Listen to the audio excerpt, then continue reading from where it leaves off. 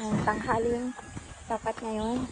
Kung makikita niyo sa vlog, usually nakabihis talaga ako. Pero kapag normal na araw, hindi talaga ako mag-vlog. Katulad ngayon, yung normal na outfit ko dito sa farm is ganito.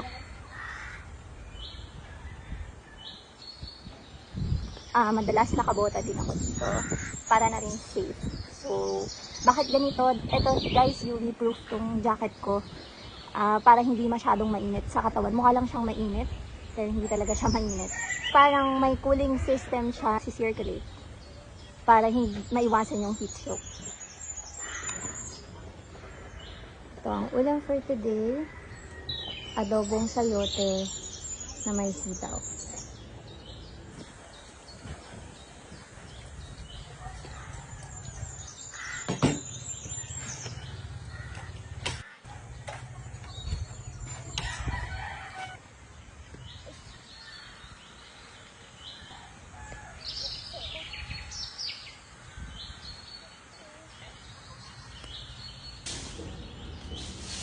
Dito guys sa farm, super daming puno ng mangga. Kaya naman, pag natutuyo siya tapos nalalaglag, medyo makalat.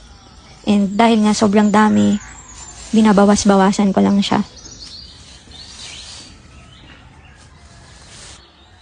Kung mapapansin nyo, may mga eksena talaga akong ganito, natutulala. Kasi yung setup ng camera ko is, tayo ko lang siya sa isang gilid at naka-tripod. Para sana makuha ko yung mga ganitong eksena, mas natural. Kaya minsan nakakalimutan ko na may video nga pala. Kaya nakaka-capture yung mga tunganga moments ko.